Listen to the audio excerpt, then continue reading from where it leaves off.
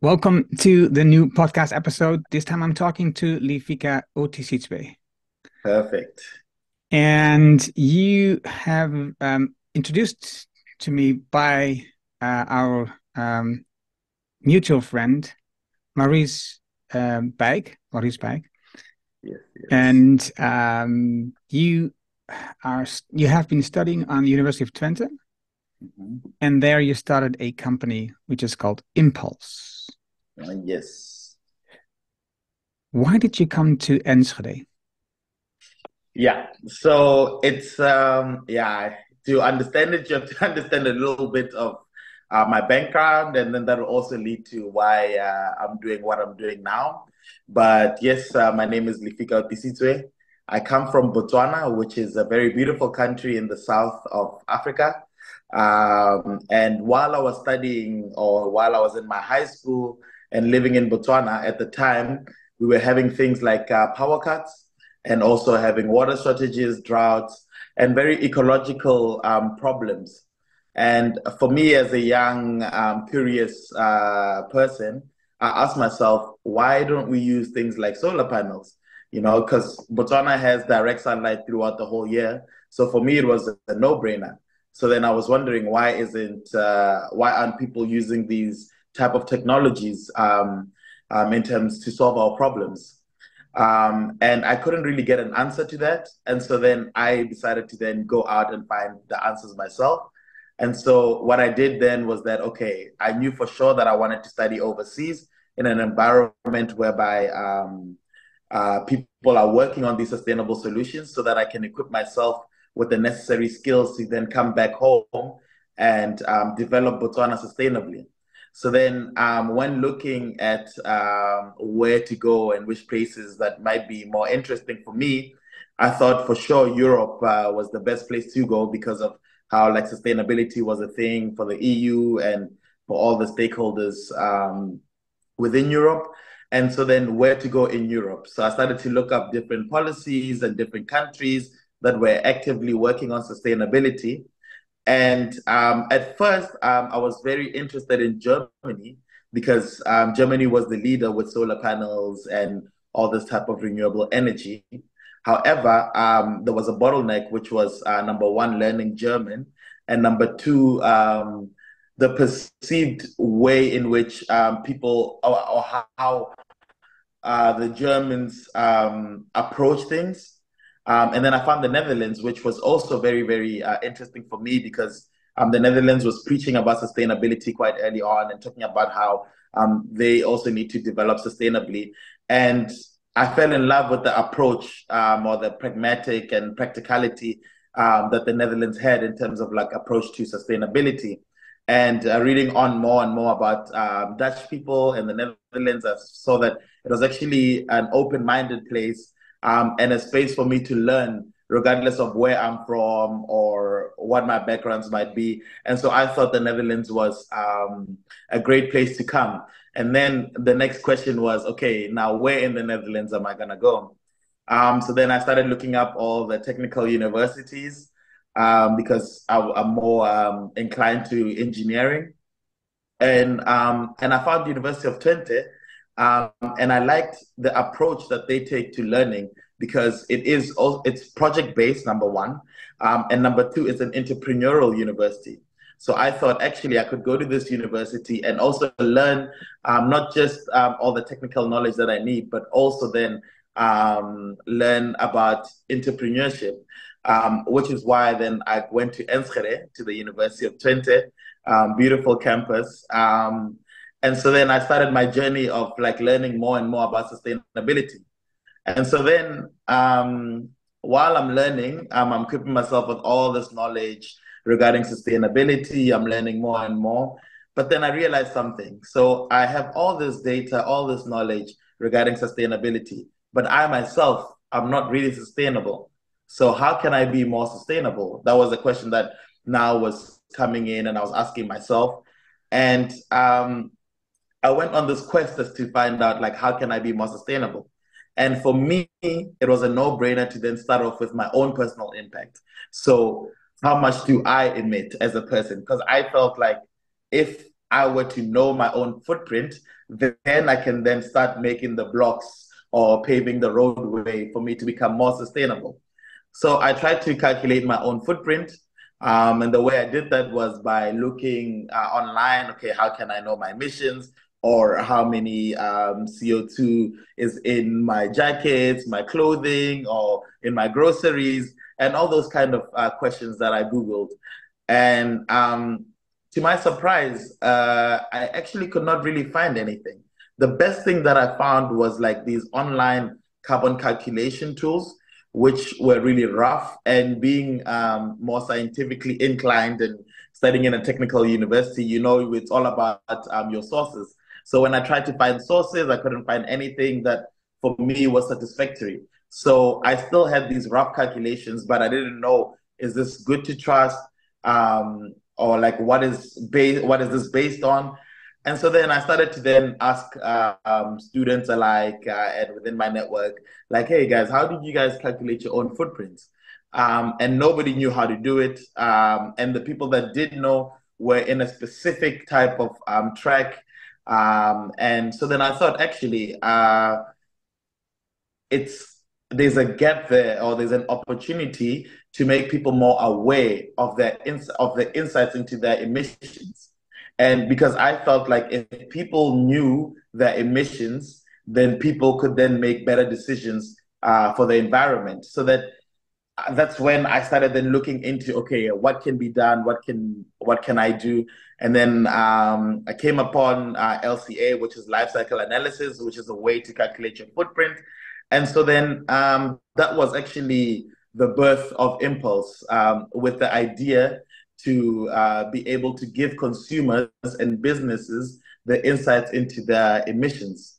And that's what we do now at Impulse. We calculate the amount of carbon emissions that go into different consumer goods, and then we help our clients reduce their emissions or identify the carbon intensive hotspots.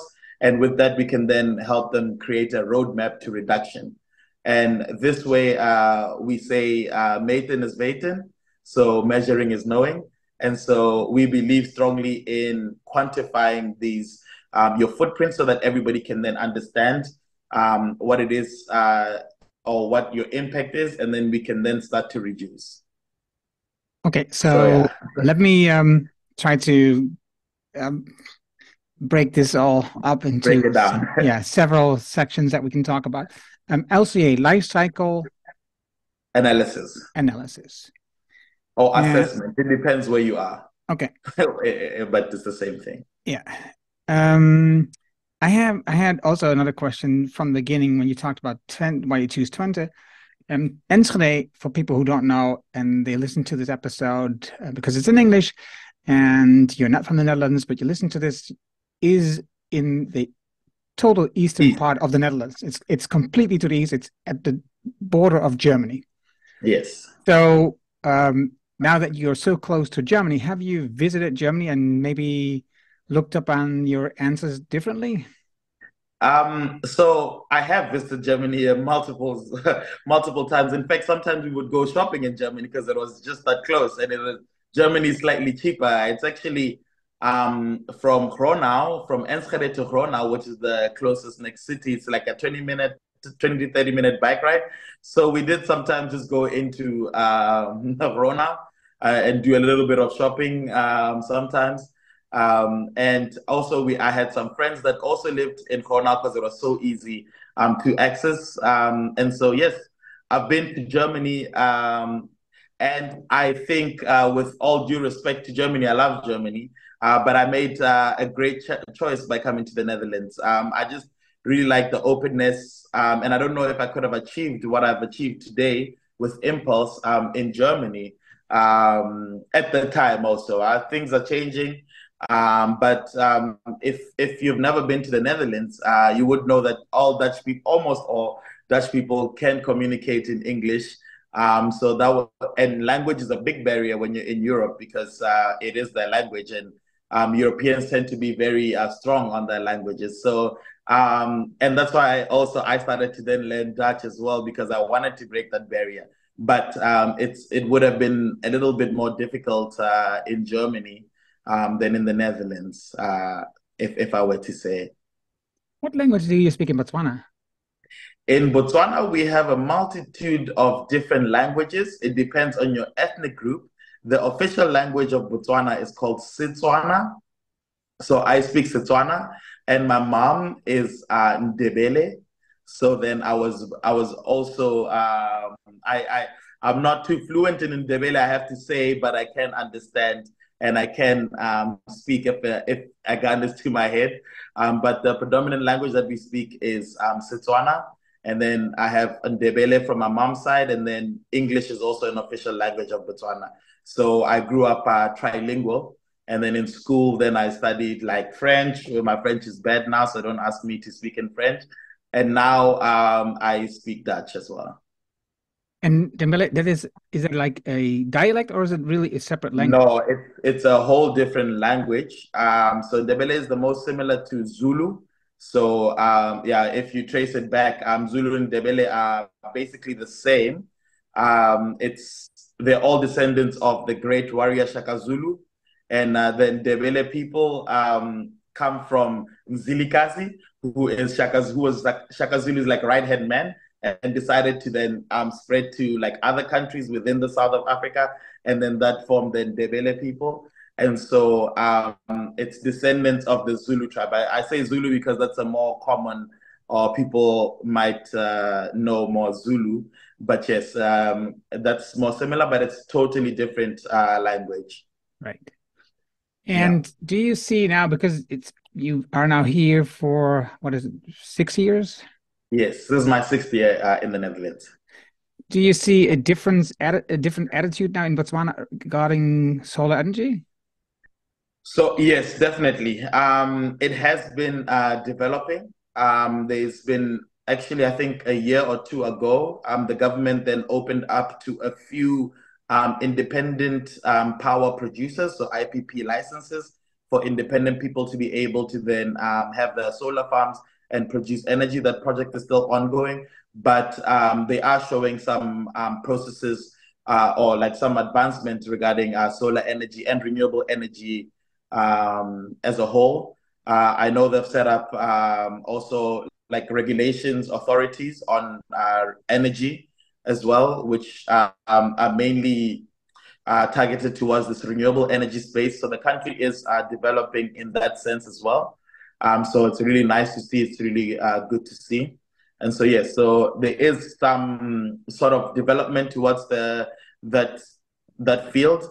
However, it is we wonder when you talk about sustainability, maybe the average Motswana would not understand what you're talking about regarding sustainability. But if you explain it in the terms that they would understand, then they would see what it is. Because in Botswana, we have like very, very vulnerable ecosystems. So we have like, for example, the Okavango Delta. And if a small change in like our temperatures affects that ecosystem like greatly. And we also have seen droughts in the past in Botswana. We have water shortages. So if you just explain that, okay, this is due to that, and then they will understand the term. But I think now more and more Botswana are getting educated with sustainability. But yeah, so it's definitely on the rise as well. So I'm happy about that. And there's less than 3 million people in Botswana, if I'm right. Yes, yes. The country, it's 2.3 million people, if I'm not mistaken, but the country is the size of France. So it's almost, I think, 10 to 11 times bigger than the Netherlands, but with just 2.3 people. So it's very less densely populated. And yeah, so You see, because in the Netherlands, what more and more is happening, and I think it's important for renewable and regenerative initiatives, is that they're like corporations, right? They have like neighborhoods that cooperate in like energy corporations. Do you see that in Botswana? So right now in Botswana, as we speak, the energy corporation, there's only just one, Hmm. which is by the government, the Botswana Power Corporation. So at the moment, they have been handling all the energy of the country. But then, like I said, they've now opened this IPP, and I believe they gave it to 10 different companies. I'm not too sure about the exact number, but they're then starting to kind of open it up, but not just fully yet. So I think in the future, for sure, there would be some sort of system whereby also independent power producers will be also in the market, which could help also with innovation and also pricing because electricity is quite expensive in Botswana. For now, they are. I can see that that's the trajectory they are going towards. And because your country is so the people are so widespread because you have a huge country and only 2.3 million inhabitants. Obviously, that's logical why the energy prices are probably also a bit high because transporting energy is very inefficient. It's very costly. And that's why I thought about having like energy corporations more local because then you don't need to transport all this energy all over the country. That's why I asked the question. Yeah. What do you think? Because not, I'm just to be clear, I don't want you out of the country, just to be clear. But what do you think? Will you go back now? Because now you have built a company, or you have a startup, and you've been studying here. Will you go back and start spreading the word in Botswana soon? Definitely. I would definitely, that is my dream to then go back to Botswana because that is a part of the plan. So Right. the reason why I came to the Netherlands or to Europe is to then to learn. And with all that knowledge, I will take it back to Botswana and also not just Botswana, but Africa as well. And to start to develop Africa, hopefully sustainably. So it is definitely within my plans. I have built a company here, and I do have some good partners, and that has always been the goal.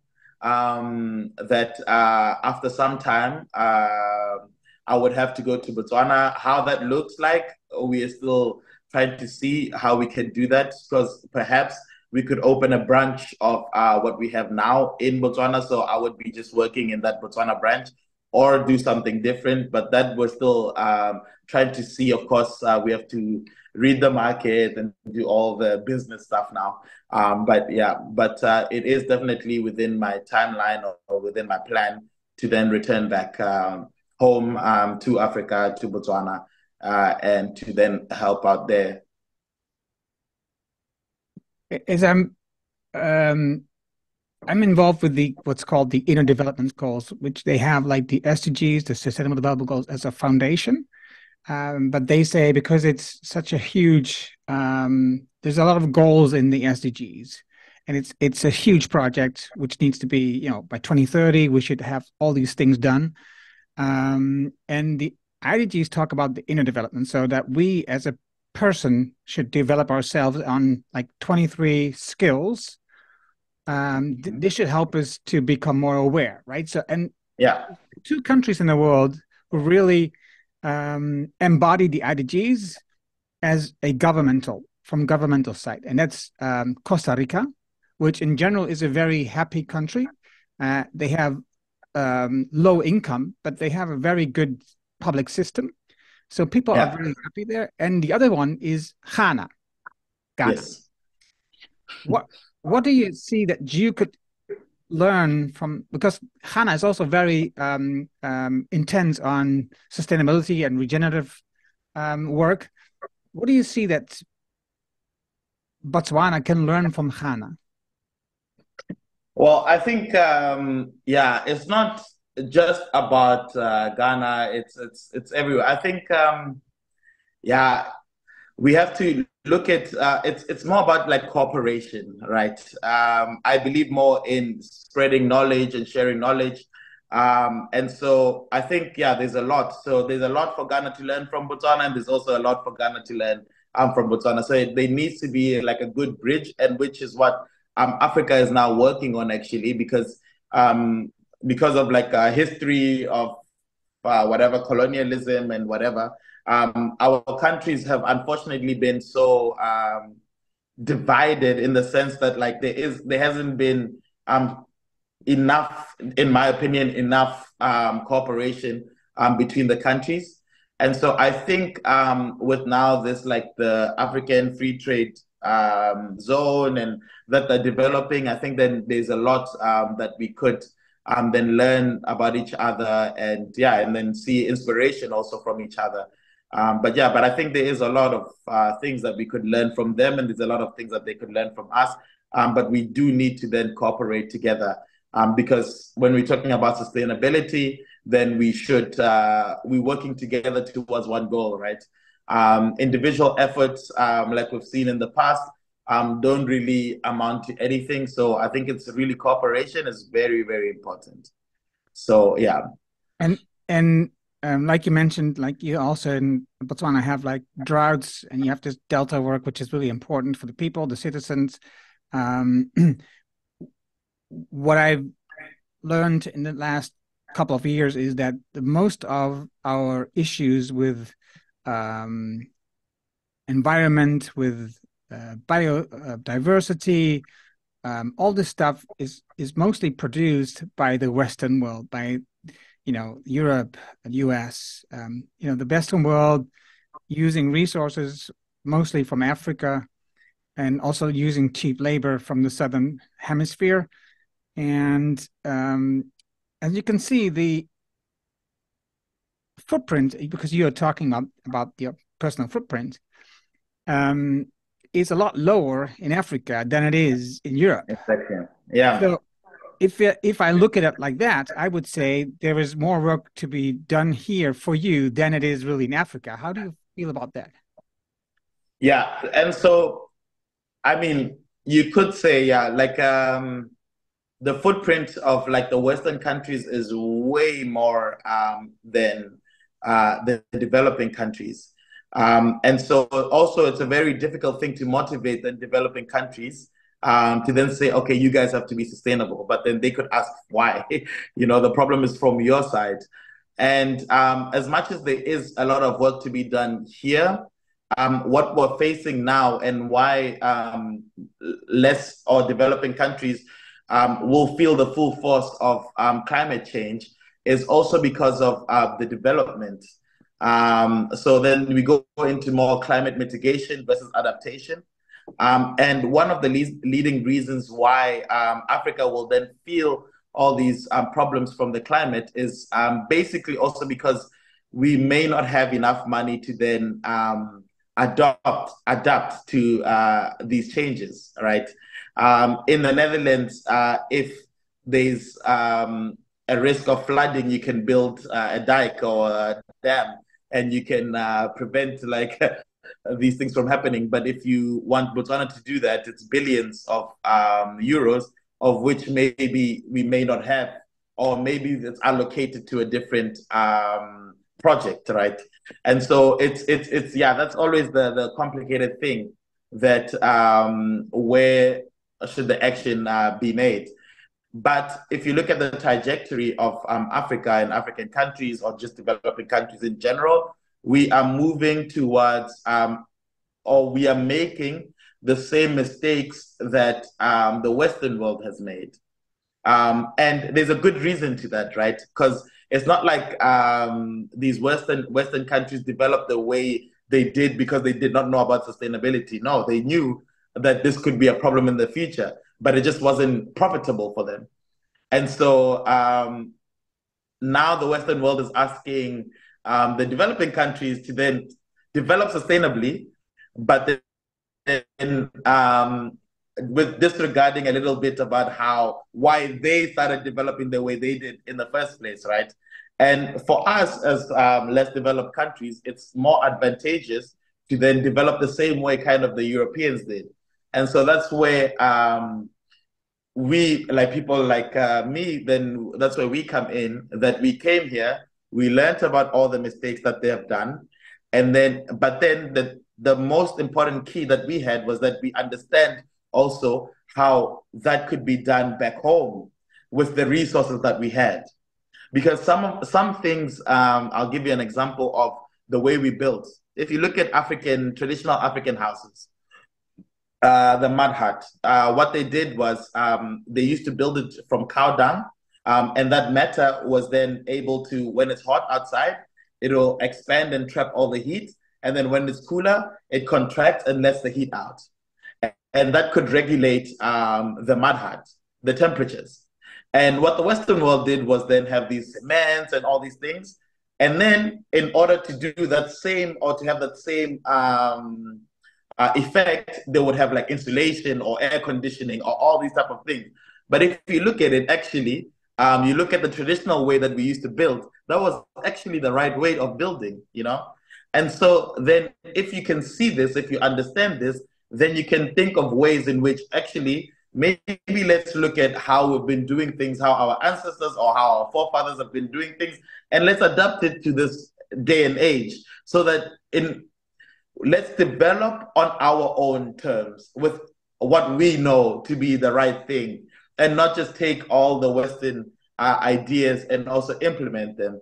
And so that's why I think it's very valuable that then we can go outside and see what they're doing and then realize, oh, actually, they're doing the same thing that we did maybe 1,000 years ago, or maybe things that we're doing now. But then this will develop to then to the mistake that the West did. And so what I'm trying to do is then see, okay, what are we doing good? And let's keep it like this. How can we evolve this or how can we modernize it in a way that's also sustainable? And that's how I believe we can achieve sustainable development back home or in more developing areas. And there's a lot to learn, actually. You spoke about Maurice, and if you've seen a presentation about Maurice, when he came to Botswana, I showed him so many different things. The interesting one being termites and how termites actually build, you know, and how they regulate temperature within their termite mounds, because it has to stay at a specific temperature to grow the food. And they have no technology, they have no nothing, but they can still be able to keep it, I believe it was 23 degrees, correct me if I'm wrong, within there. So how can we also achieve that? And that goes into biomimicry, of which we have a lot back home. And that's the approach I take, biomimicry, and just taking nature, taking what we have done, and really understanding both parts, so the West and the South, and trying to kind of understand how we can bring both of those ideas and make it into the sustainable idea with life cycle in mind. I've been talking to a professor from the Saxion University in Deventer, Jan Willem de Graaf.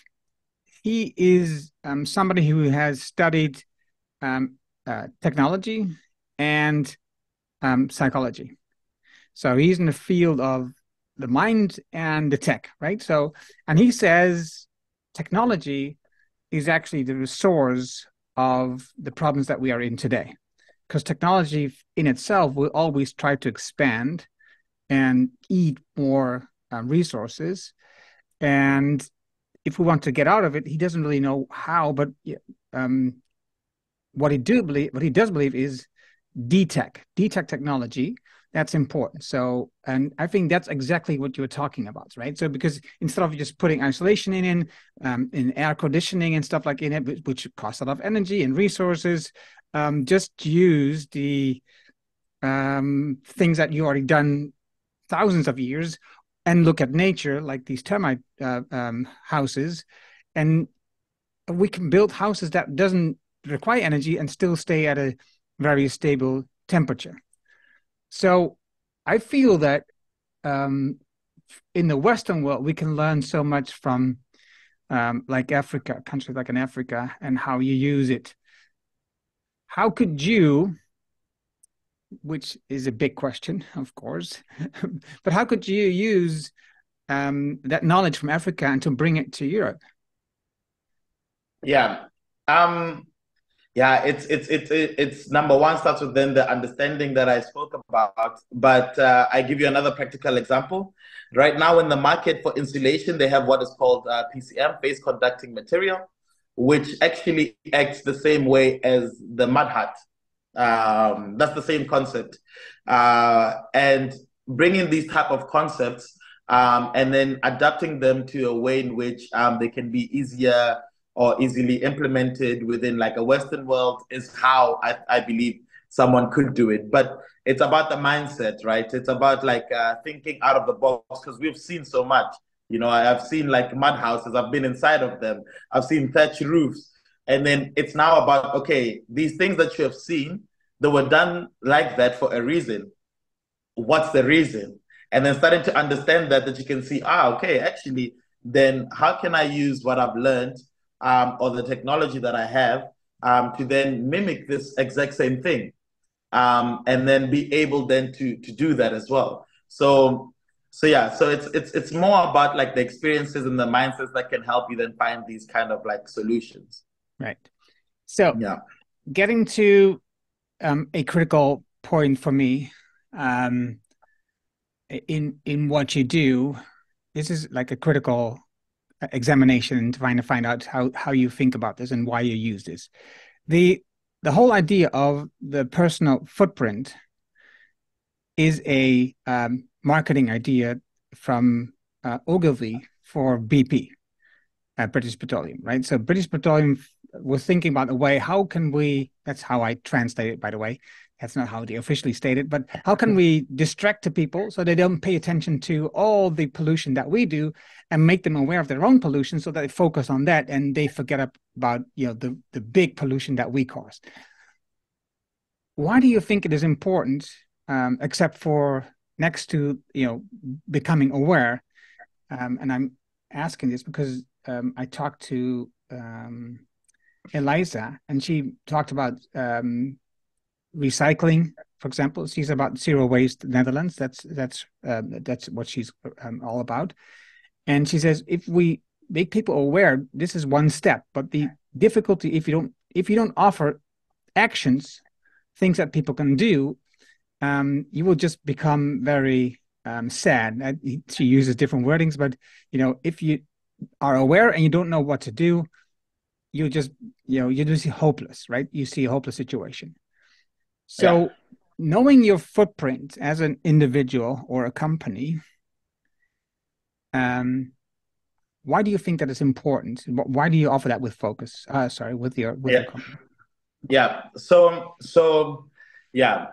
Yes, I do agree. There's a lot of initiatives that like these big corps have done to kind of distract us from the problem. But what we specifically preach about at Impulse is not even, it's more so about the life cycle thinking. Because what we have seen is that without the information regarding your footprint, then you don't really know what sustainability is. I'll give you an example. When someone says you should be more sustainable, what someone thinks about first is things like being vegan, driving an electric car, or doing all these other things that like people are saying is sustainable. However, can you actually be sure, or how do you know that driving an electric car is sustainable? If you look at the Netherlands, you then buy an electric car in the Netherlands and you don't have solar panels yourself, right? And so where do you charge that electric vehicle?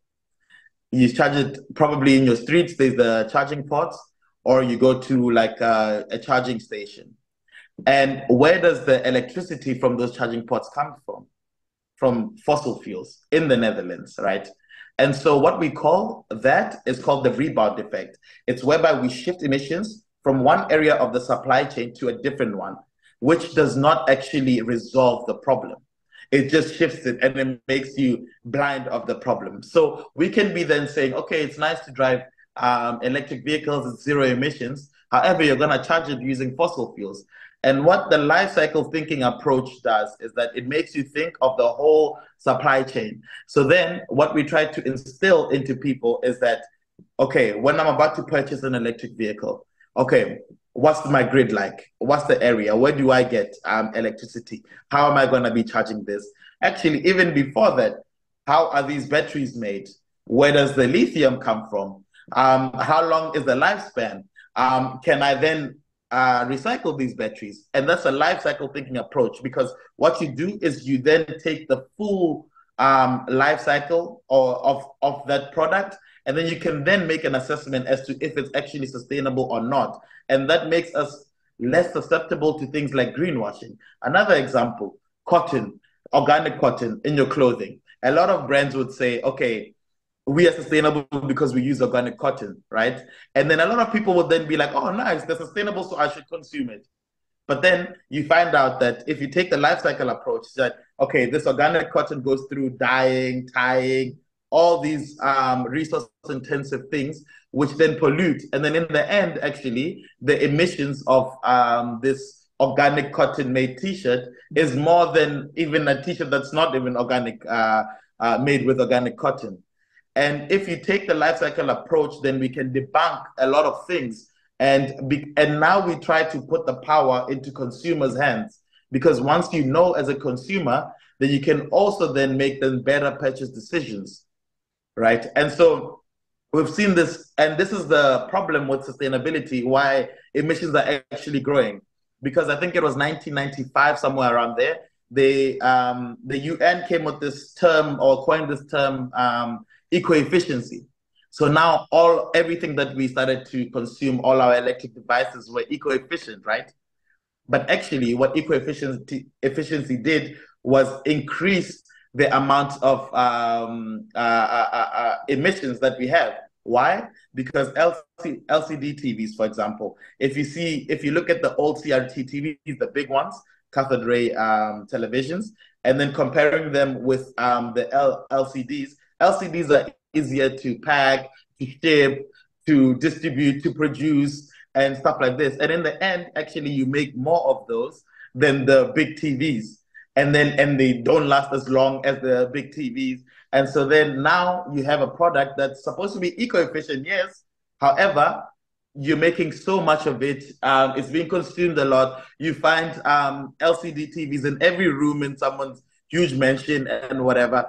And then the impact of that is then more. So when you take the life cycle thinking approach, which we believe is very important and vital towards achieving a sustainable future, then you can then think about those things, and also not just in consumption, but also for designers. When you're about to design a product and you're taking that life cycle thinking approach, then you can think, oh, actually, this product, what's going to happen to it? And also taking into account the end of use phase, so the end of life.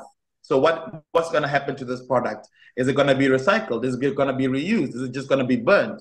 And then if you have that whole approach for designers, for businesses, and for consumers alike, then we can start to then approach a more sustainable solution, because we are taking into consideration the whole life cycle of the product and not just the specific area. Because if you're looking at a specific area, then you can never be sure what happens after that. And then you can never be sure of the sustainability of that actual good. And so that's why we push this life cycle thinking and life cycle analysis. And that's what we particularly do. We actually work with companies. We follow this model, which we say it's B2B for C. So business to business for consumers. We actually just work with businesses, but the way in which we then make our reporting, we make it very transparent, and we make it very understandable for their consumers, so that then whatever product that we're then calculating, or for whatever business that we're calculating the emissions for, then their consumers can then see and understand, okay, these are the phases that this product has, and this is what we can do also as a consumer. For another example that I'll give you quick is jeans. So every time when people talk about denim, jeans and stuff, they think that the bulk of the emissions comes from the production, because we all hear about the dyeing of jeans and all those nasty things that it's doing. But actually, when we actually did a life cycle analysis of a pair of jeans, or for a user or a consumer in the Netherlands, we actually found that 63% of the emissions come from the use phase. And that comes from how many times, actually, very simple, how many times you wash your jeans. For consumers in the Netherlands, because unfortunately the grid in the Netherlands is not as good as maybe Scandinavian countries, you find that if you're washing your jeans once every 2 weeks, has a huge difference between once every week. And then when consumers have that type of knowledge, then they can start saying, oh, actually, I don't need to wash my clothes this week because they're still okay. Like, or how many wears should I take into consideration before I actually run a whole washing cycle? And with that knowledge, then you have that life cycle thinking, and then we can make steps towards a more sustainable future, because then we know exactly what we are doing regarding sustainability. And then sustainability doesn't just become one action, but becomes your whole life. You live a more sustainable life, and that's what we're trying to do. And yeah, so that's the life cycle thinking approach, and that's why we think it's very, very vital. Because Mathan is Vathan. The only way you can know if something is sustainable is if you measure it. There's a couple of things. So that means that you go, you do the analysis together with the company. Yes. And then you make the numbers public so that as a consumer, you can see where is the most effect in the whole life cycle and what you can do about it, like washing the jeans, for example. Yes. If I look at the meten is weten, now it sounds English, but it is not. Meten is weten. Measuring is knowing in English. Yeah. is also what happens is if you are focusing on measuring a certain number or quantity or whatever it is, people will start focusing on improving it, but also oftentimes ignoring other things which are even worse. Like, for example, if you focus on, let's say, let's say if you have like a customer service agency, right? So you talk to people and you make the call time the number that you measure for the people inside the customer service agency. Then people will just focus on the call time, and in the end, they will ignore the actual service because the call time is the most important thing that you measure. So that in the end, the service goes down, but the call time also goes down, which was apparently the most important thing to measure. And I forgot what the name is, but once you focus on a number, it could be so much focus that you don't take into account all the other stuff that's involved. And you lose sight of the other things that also affect the number, but looks not important because we focus on it. Am I making sense? It becomes I think story. If I understand you correctly, so let's give an example of a company that has been doing, let's say, logistics with a logistic company that doesn't use electric vehicles, right? And so maybe the relationship between these companies is good, but then with this life cycle approach or with the number, a key area where they could reduce emissions is there. So if I understand you correctly, so you mean like that, then that like a relationship is then broken, or no, I would more say, like, for example, if you like Shell is now or KLM recently announced that they were using recyclable pods for their coffee in the flights. So all of a sudden, like making stuff eco-friendly, using what you just mentioned before, is right, looking at things that we can make more eco-friendly in the flight.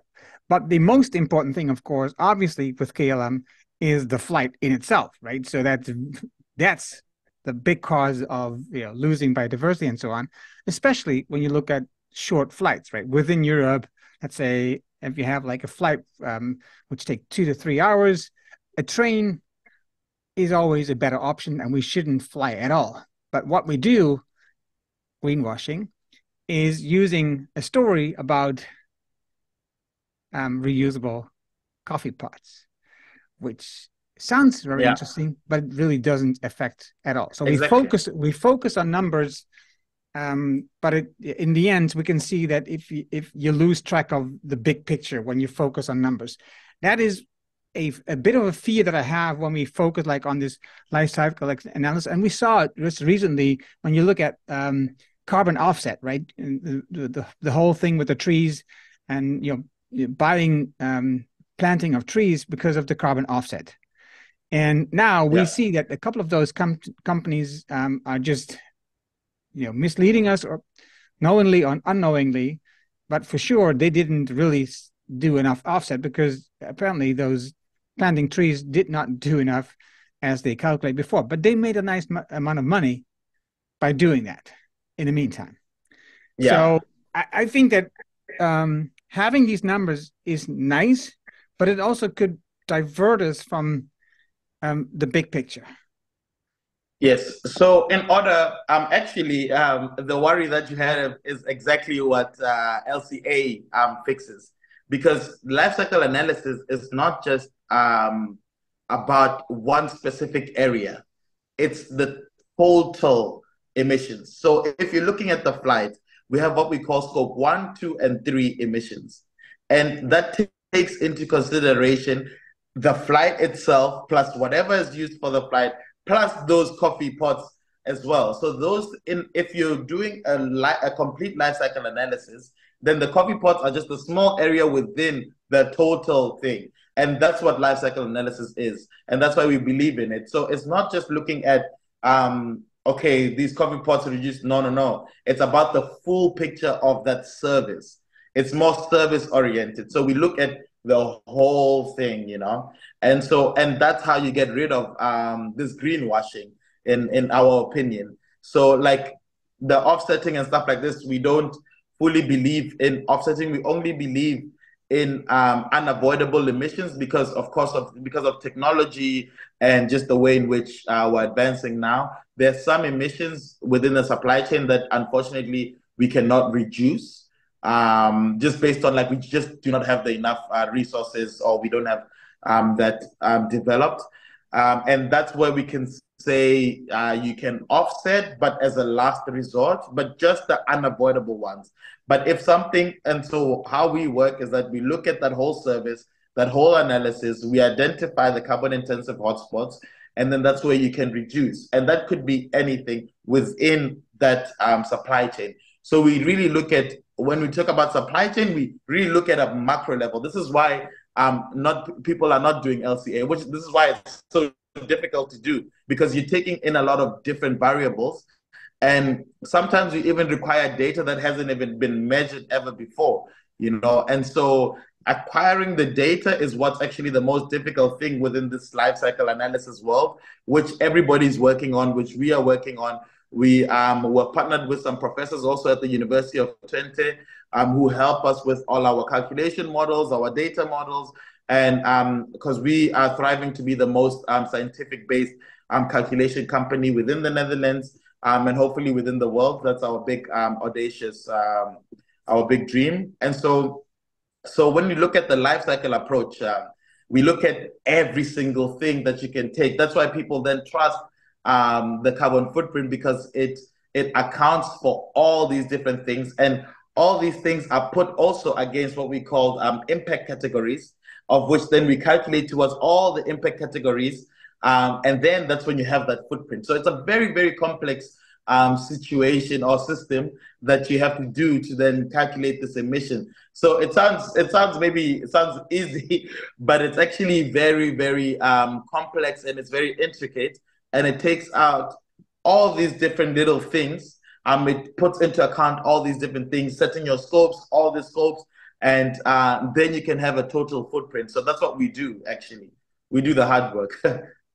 So two things then, two questions. So you do the hard work. Who is paying you to do that hard work? And second is, let's answer, because I forgot the question. Let's answer this one first. Who is, because you are doing a life cycle analysis in B2B areas, so I guess that the companies are paying you. Yes. But So why would they pay you if you just analyze everything and probably the greenwashing isn't possible anymore? yeah, because it's in their best interest as well. So what we have seen with consumers now, I think there was a survey done, I think last year or something, and I might get the numbers wrong, but I think it's like 80% of consumers in the Netherlands would rather opt for a more sustainable solution. And with that, now we find more and more people learning more about sustainability, and now people can actually pick out the greenwashing. Number one. So number two, they ask companies that are intrinsically motivated to also then become sustainable, and they're actually looking for the real solution, which we provide for them. And number three, there's a lot of regulations now coming up. If you look at the EU has just announced CSRD and just a lot of regulations, of which now it's time up really. There's no time there's nowhere to hide anymore.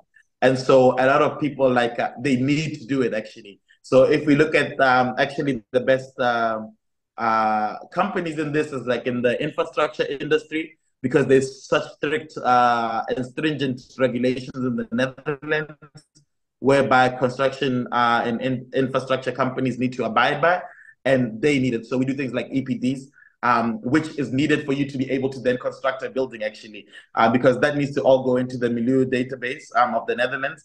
And so there's a lot of different factors that motivate people to then find a solution when it comes to sustainability. And yeah, these are like some of them.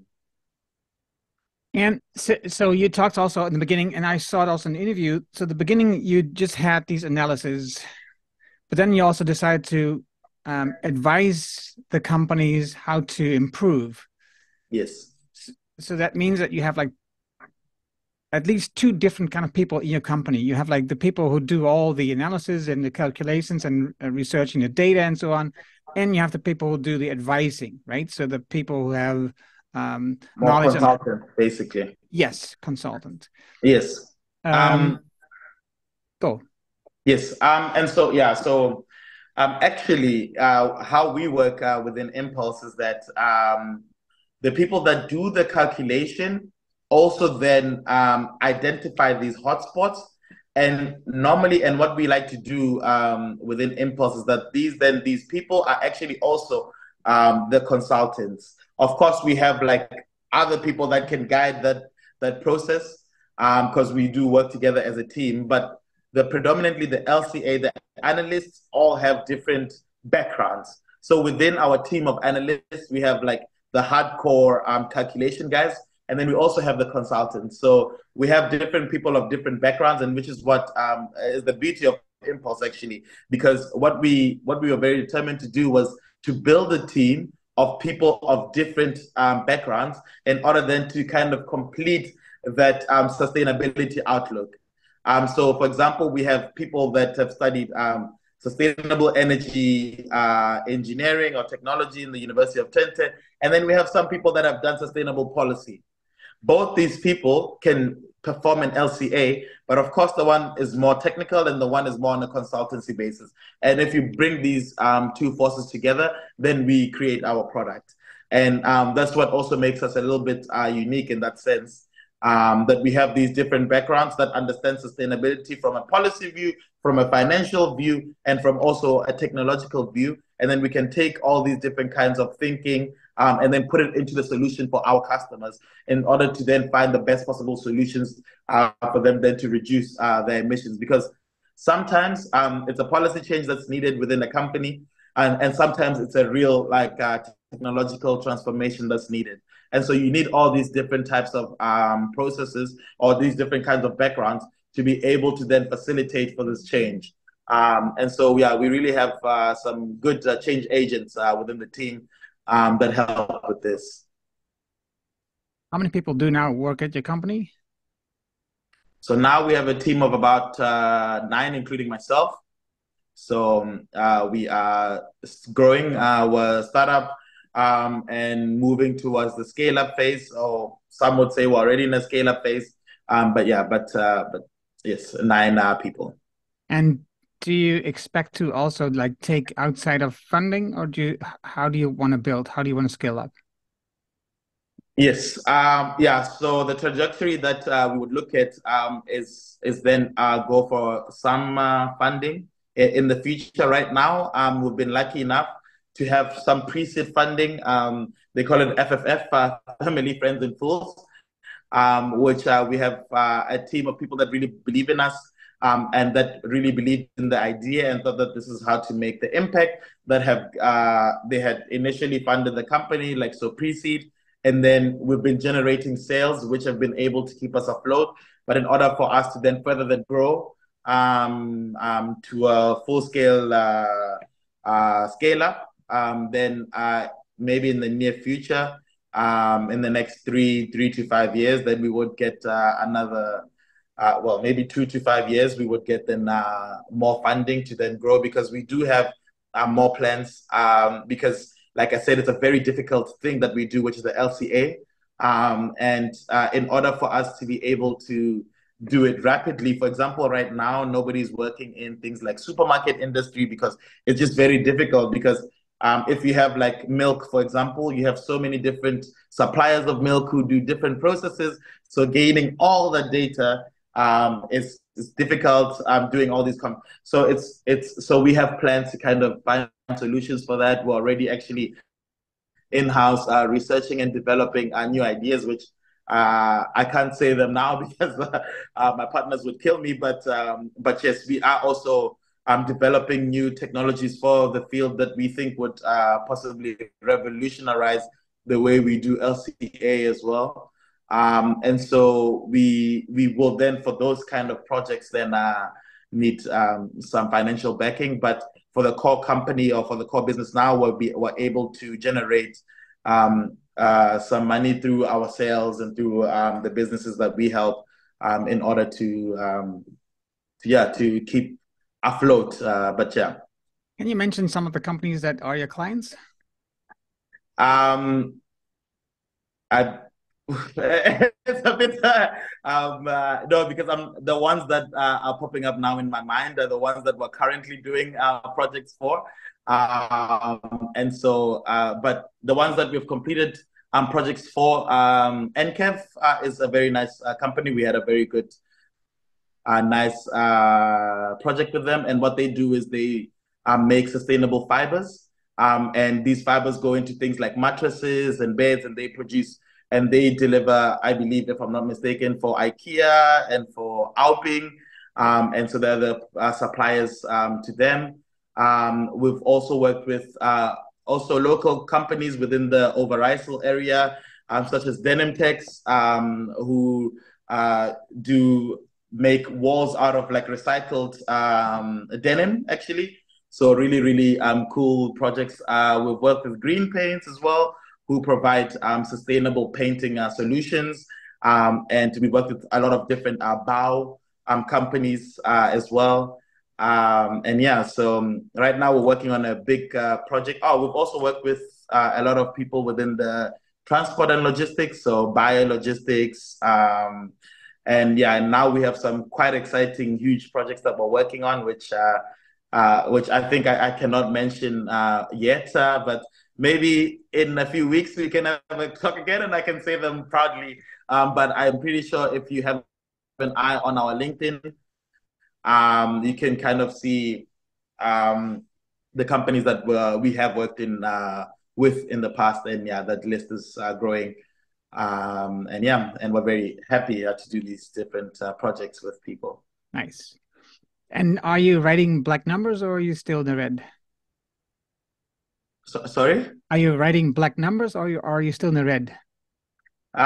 So we we at the moment, unfortunately, as any startup would tell you, we're still in the red, but it's all right. What is your projections? When do you are in the black?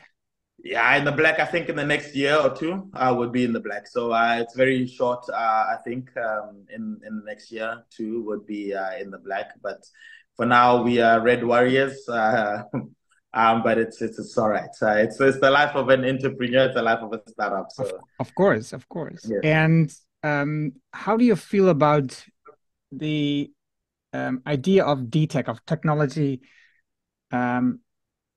like the green growth idea, right? So we need to grow to get more technology to become greener. How do you feel about that idea? I I do think so. If I'm looking at, for example, the scope of LCA, Mhm. we do actually need technology to help us with these very human intensive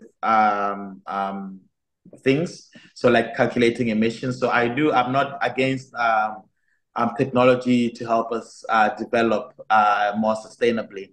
I think it's just the way of application. You know, application is the biggest problem that we have right now, and so if we can use these technologies for good, then we can have good solutions. But some people do abuse these type of technologies and things like this, and we are not for that. Of course, we're just for technology for good. And yeah, we think, of course, technology has always aided us in all our innovations, and so yeah, we do need to have some technological advancements also in the world of sustainability to help. So I'm not against it for sure. Right. I know of two companies I spoke with in the past, two entrepreneurs that I like to call friends, but I'm not sure if they would do the same for me. But anyway, um, one has recently opened a factory in the Netherlands to build sustainable solar panels. The first one who are fully recyclable. So it's a huge factory. They're just starting up, and it's a very light panel so that they can have um, panels on roofs that before were not usable as um, solar roofs. And that's going to be an interesting. So that would be a great project for me to think of what would be the LCA for a panel like that. That's one thing. And the other one is Umeco, which make deck better. So I'm not sure what it's called in English. So they have duvets which are made a lot. If they're not synthetic, they are made from feathers of geese and swans. And what they do usually in the Far East is they pluck these animals 5 times in their life to get the feathers. So that's not very friendly for these animals, of course. So they say we will use only feathers which were taken from animals who were at the slaughterhouse, so that they were dead anyway. So they make like sustainable duvets um, in the Netherlands. And also that would be for me a great interesting product to learn. So how does this one do on the life cycle analysis? And obviously there's a lot more, but to me these are or the other one is it's a Dutch climate control company. They make climate systems who don't work on gases, they work on condensation. So the supposedly also very durable. Yeah. So I'm looking forward to see very interesting companies from the Netherlands being analyzed by Impulse, by your company, Yeah. and see how they are doing, and to really, as I see it, they are building very durable products. So the way I see it is that they should have a great LCA so that they can use this number as an advantage in their communication, in their showing how their life cycle analysis of their complete chain is as like a competitive advantage. That's what I'm looking for, because I've seen a number of companies I've spoken to that they're looking for ways to measure and show consumers how they're doing, and finding it pretty difficult at the moment to find these numbers and to get good measurements. So to me, um, even though I think that using technology often creates new problems, which we can't foresee when we started using the technology for one problem that we have now, it causes another problem in the future we didn't foresee. I believe that what you do with Impulse is just using data, which is right. That's low tech, as I would probably call it. It's using, of course, a lot of data, but still in a different way, because it just analyzes what's going on with all these products and all these companies in the world, and how they are doing in the total chain on building a great product, which is good for the consumer, good for the environment, good for everybody. So to me, it sounds like a great opportunity. Hopefully, you build a great um, company which has a great um, how do you call this, profit, so that you sustain also, right? It's not just a sustainable, but you also sustain because you have a great profit. Exactly. Yeah. That's, I think it's important for your next step is not just building a great product, but also have great clients and build great profits. And I'm looking forward to that, to see how you are doing, Lefika, and how, yeah, how you are going to bring change to that in the Netherlands or even in Europe. Yes, thanks, Eno. What you actually described is what I spoke about, the rebound effect, right? When like just emissions are being shifted basically to other areas in the supply chain. And those companies definitely, maybe I will reach out to them. They're doing some amazing stuff. But of course, we need to see then, or also then see if then what's the comparative LCA between solutions in the market and with theirs. And the thing is, even if we always take an open approach whereby we're saying, even if your company is not doing better than others, we will help you. You Right, know, we right, will help you. So it's not a name and shame type of thing, but it's the let's do better initiative. And so, if you're gonna create solar panels that are recyclable, let's calculate it. Let's show the people how much impact these will have. Our assumption is that for sure these will have a lower environmental impact than traditional ones. So why not show that? Show people things that they can understand. You know, because right now when you say, okay, something is these solar panels can be recycled, not everybody understands what that means. You know, but then when we show them that, like, okay, actually, compared to this other solar panel, this one has this emission, which is equivalent to leaving your lamp on for 3 years, you know, then you can think, that's not a good thing, you know, or leaving your heating on at 25 degrees for X amount of years or X amount of months. And then people can kind of then compare, okay, this is what, and that's what we're trying to do, trying to have people understand then what the sustainability thing is, what a carbon footprint is, because a number is just not enough, you know.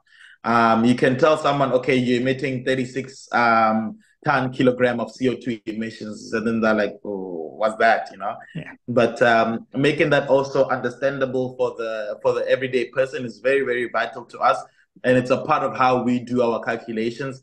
And so yeah, so we definitely would be open to helping out your friends as well, and doing that together with them. It's very important, especially when you have such a good idea and such a good solution, that you also make sure that it is being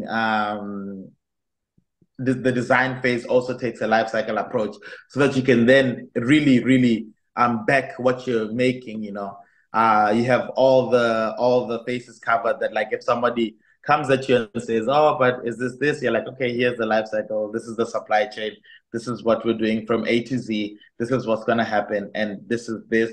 And compared to what we have now in the industry, it's way much less. And that's just using facts and figures to also then show that actually you're committed towards being sustainable and you're committed to this sustainability thing. So it's not just about making this solution that you can sell, but it's actually about the impact that the solution can have. And so, yeah, that's what we believe in. Right. And people can find you by going to your website, useimpulse.com. Yes. So you can find us by going to our website, useimpulse.com. So USE Impulse, IMPULSE.com. You can also find us on LinkedIn, which is Impulse International. And yeah, and then you can find me also on LinkedIn, Lefika Otisitswe. I'm pretty sure somewhere you'd have where if someone is watching this, they can see my name somewhere. You can just connect with me on LinkedIn. And yeah, I'm looking forward to new connections and good conversations. Great. Thank you, Lefika. Yes, and thank you very much for having me. Thank you very much for giving Impulse the platform. I hope that I've given people a little bit of more insights into what it means to then perform an LCA, what it means to then adapt this life cycle thinking. And yeah, so help people make these better purchase decisions. So next time that when they want to consume something, they don't think about the cost to the wallet, but more towards the cost to the environment.